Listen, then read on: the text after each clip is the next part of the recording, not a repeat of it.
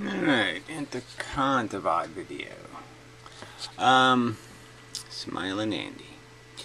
Anyway, so yeah, there's some concession that this is intractable, but then there's some argument that we have to find some way to coexist. And from my perspective, coexistence is basically you win, I lose. So it's kind of a non-starter in a sense. Because we're at cross purposes. Very substantially crossed purposes. So I'll get into that. I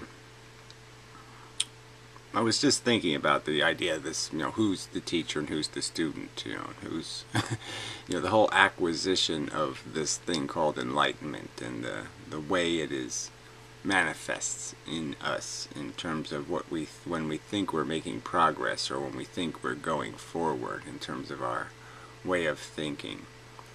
And having a lot of people use Nietzsche as a source, and and then my impression, my reading of Nietzsche is this infantile, do as I say, not as I do, clearly, and this silly idea that I can break things. Look how easily I can break charity. Look how easy I can break good deeds. Look how easy I can break any kind of anything. I can just break.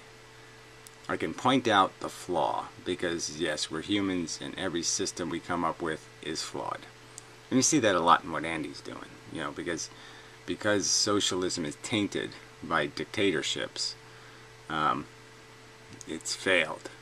Yet he lives in a society where he might fairly deduce that the Canadian system is more efficient than the American system in most respects. I mean, the one exception being it doesn't allow the rich to have much better health care than the poor. And to have it now. Now. I'm important. They're not. So yes, America allows more of that to happen. I'm important. Fuck them. They're only half as tall as me, the thems. But anyway, I digress. It's just, there's so many subjects that Andy bumps into as he bumps through the ball play here. He just bangs into subjects all over the place and just superficially, rubs his anus on them and then moves on. It's just my characterization. You can have a different characterization, but that's what I'm seeing. But anyway, alright, so I'll get to the substance of this simpler argument that I would argue, just explaining why there's no alternative, in a sense, to some sort of, in the end, kind of conflict. As if we represented 50% of the population, if 50% was you and 50% was me, we'd be in really big trouble. Because it's just not a reconcilable difference. And again, it's because of the reason I argued before, is because you're the one that has the aggressive stance. You're defending an aggression, a system that affects me.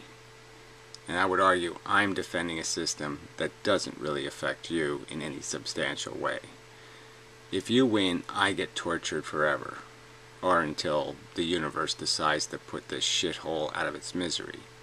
So the meat grinder runs. People like me, and people a lot worse off, get ground up by it, get beaten up and brutalized forever, quote unquote. Tortured. So torture takes place. I have to accept, well, you won, I'm going to torture you. Where, in the case of me winning, what do you have to give up? One little vice. One vice you lived most of your life, 90% of your current life, 99 to 98% of your current life, something like that, 96% of your current life, without needing to bother with. No problem. I lived fine without it. I think you would say that the life you lived was perfectly fine. You weren't sensing some horrid deprivation in your life because you didn't have a little thing to be responsible for. It wasn't a critical thing to your gratification or satisfaction. It wasn't crippling, and it was far from torturous. I mean, if I had made you a sterile male, I don't think you would say, gee, my life is over. I won't be able to tantra anymore because I'm sterile. I'm totally defeated. My life is ruined. Where I'm going to argue, you're going to ruin people with your philosophy. You're going to put them in Poe's nightmare, and forever. You're just going to keep putting them in the torture chamber, keep putting them in the chamber of horrors, and you're going to say it's okay because if I was in there, I'd have a good time. Yeah. Again, I'm supposed to believe you have these superpowers, and that these superpowers are somehow just so easily to access. We just have a couple of little thoughts, go mumbo, mumbo, jumbo, jumbo, and everything's okay. Torture away. I don't buy it, blah, blah, blah. So anyway, so that's sort of the argument here, is that we're invested in completely different things, and I'm arguing that what's at risk for you is a little thing, what's at risk for me is everything I value. So how can I concede defeat? How can I not go nuclear if it's required? It's all or nothing from my side. There just can't be a fair compromise. I can torture you a little bit. I'll accept you torturing me a little bit. Don't get me wrong. I'll accept a one-child policy or something. But, you know, I'm just saying. It's silly for me to say it's okay. I'll accept that. You're worth it. Not killing you is worth it. Can't make that a rational equation.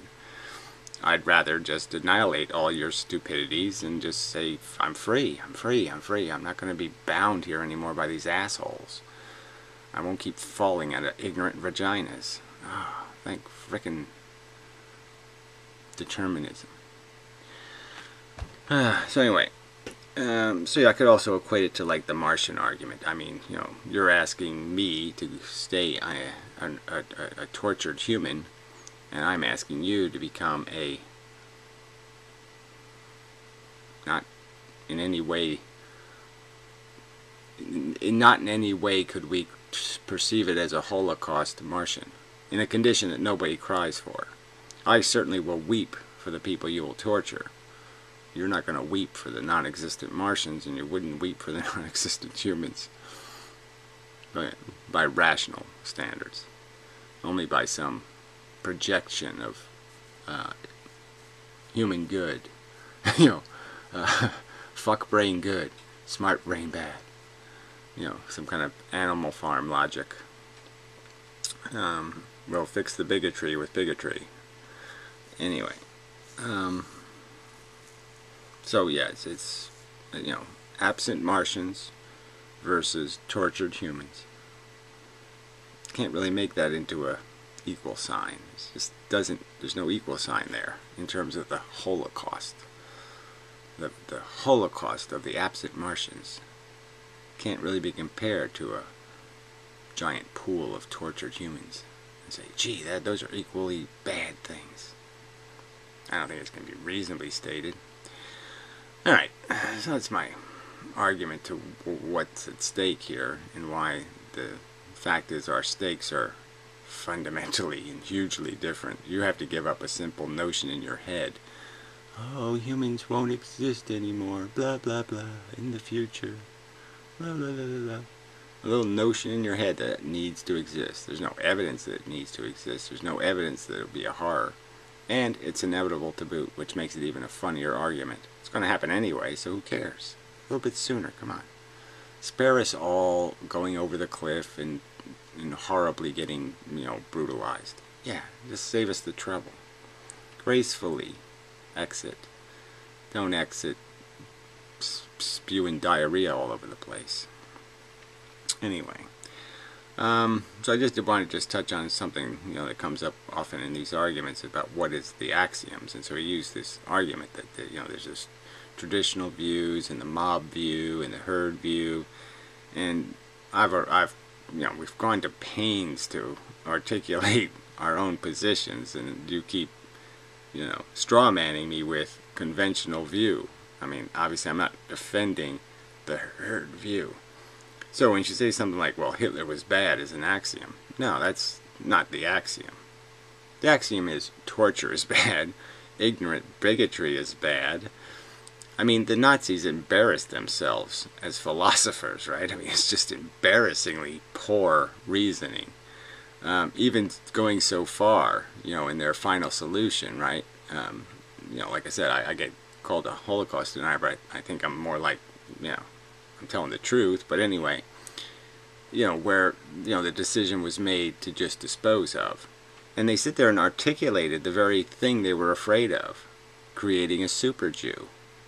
I mean, that was what they were afraid of, right? I mean, there's going to be Jews who are going to survive all of the indignities they've piled on. We'll work them to death, we'll basically starve them, we'll expose them to disease, we'll keep them in horribly deprivated conditions. And the ones that survive, well, they're the most dangerous. The ones that survive the gauntlet, because now I've made a super Jew. We can't have that. So, yeah, you know what to do. Back the truck over them, or find some other way to, make sure the super Jews don't get loose. I'm just saying, you can see how pitiful that is in the context of some argument that we're trying to improve the human race. But no, it's not the human. Yes, it's just a bigoted section of the human race, and that's all it is, bigoted. Because if they did outperform you, if they did become stronger than you, the wimpy Nazis weren't willing to admit defeat, admit there's somebody that beat the shit out of them. That they might earn it more than they have. They might be the weaker because they haven't had to struggle and fight. Where they did, of course, and that's part of what made Germany strong, was the fact that they had survived such brutal treatment. So anyway, just throwing that in, that it's not an axiom that Hitler's bad. Hitler's bad because the categories, the properties, the elements of what the whole thing represented. There's a lot of bad ones in there. A lot of waste and torture and all that kind of crap. And it's not just Hitler. It's not just one ideological statement. It's a whole collection of crap that disqualify him as being anything but a bad thing, by definition, by the categories he falls into. His name fits in all these negative categories. He's the winner of, you're in the most negative categories possible. Bravo. That's why he's bad. It's not the axiom. The axioms are underneath. The axioms are, I can't get too upset about death itself, but, imposed death. Okay, like I said, I can't really say much about death. Death is a tricky one for me. I'm big on the experience thing, so obviously the experiences are the important thing. So brutal death, well, he loses on that count. Lots of brutal deaths, lots of slow, horrible deaths, and lots of suffering. That's how you measure this shit, in my opinion. If you were just snapping your finger and you're wiped out, if I snapped my finger and killed all the Turks, let's say, I mean, it might be not a nice thing to do, but it'd be hard to define the nature of that Holocaust. Like, what did we lose? Some kind of food or something? Yeah, I'm sorry, I don't want to, hats? Footwear? I don't know. What do we, where's the horror? The horror. One of the varieties of the domestic dog is, I snap my fingers and it's gone. There's a horror there. We don't have that subspecies or whatever, that breed. I'm just saying it's hard to manifest that into the same kind of horror. Just like if I snap my fingers and the earth split in half and everything got vaporized in a second. From my perspective, it doesn't look good, but I don't know. can't really say that something significantly bad happened, because from my perspective the implication is, yeah, they're just like the Martians. I wasn't crying about the Martians, so why the hell should I be crying about the Earthlings? Anyway, so that's where things get a little funky, because yes, traditional society puts all this value on life, and they put all deaths in the same category. Any death is the same death. They don't value the torture or the suffering at all. It's just, oh, he died, that's the bad thing. And let's just, who cares whether he died in a second or he died in 6 years of torture? They just write it up in the paper the same way. To me, you can't get more significant than the detail of how they died. That's the story. How you die is the story. Dying's not the story. What you left behind is the story. That kind of shit. What the world will have to do without, that's the story. Anyway, so I understand, we're having this conversation, we're running across a plane of foundation, and yet we don't have one. We got this really big rocks, and we're trying to drive on this road of huge rocks. It's not gravel, it's fucking rocks. And that's problematic. And the fact is, though, agreeing to disagree, I'm not doing that. That's never going to happen. I'm never going to shake Hitler's hand and say, it's okay, buddy, let's just get along. No, not going to happen. And especially in this case, like I said, that's like the North American Indians agreeing to disagree with the Europeans or something. Yeah, sure, let's agree to disagree, and you're going to just annihilate us, right? And and then you'll enslave us with your stupid religion, and you'll just humiliate the shit out of us, and just basically make us piss our own pants and shit our own pants, and make us look completely foolish, because we'll be just, some bastardized version of some sort of cartoon character in the future. We'll just be little cartoon characters that, dance around a fire now and then, and throw some herbs into it and go, blah blah blah, I'm an Indian. Yeah, it's gonna be so impressive. Yes, oh yeah, let's agree to disagree, and this will be the future I get. Yeah, fuck that. So yeah, there's no agreeing to disagree. And like I said, it's nothing personal. It's not like I wish you any kind of harm, but I'm just saying, the only way I spare my kind from torture is to plug the fuck out of your vaginas. And if you're not going to let me plug your vaginas, then we're going to have a problem. Theoretically. I'm always going to look at you as something that's a Nazi, a piece of something to throw fucking acorns at and say, fuck you, cunt. Anyway, enough of video.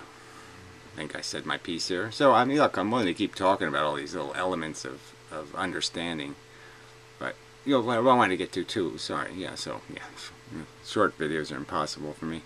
Anyway, but I was thinking about the word enlightenment and teacher and all that kind of stuff. And it goes back to this enlightenment I had when I was 11 years old. And that's when I saw the game. And so, yeah, it's really hard for me to say that wasn't an enlightenment. And, Piero made a video on, going from first person to third person as a progression in kind of the maturity of thought. He didn't say that, but it sort of looked like that. Like, the more mature your thought process gets, the more able you are to expand to this higher view of your function, this overview. And that it seems an advancement in thinking, not a degrade in thinking. And but yeah, for me, that was it. I mean, when I was about 11 years old is when I really had the big, holy shit, I could see myself being an asshole. I could see myself playing a shitty game. And it just I could start it to see how everything's tied to everything else, and you can't get away with doing this stuff for free. Every little cut of the corner you make, somebody else has to go around that corner.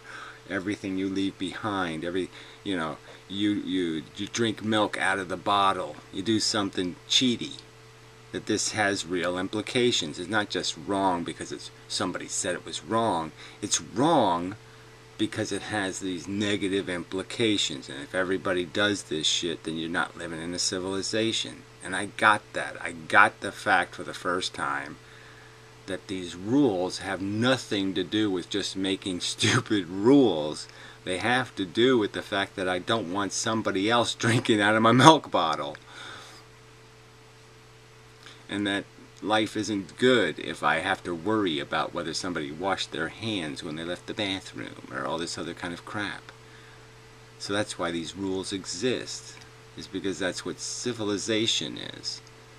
And that there's this huge amount of waste that would happen in terms of things being exterminated and annihilated and harmed if you don't have systems to regulate behavior. Yeah. Okay. So I'm just saying that enlightenment to me, that was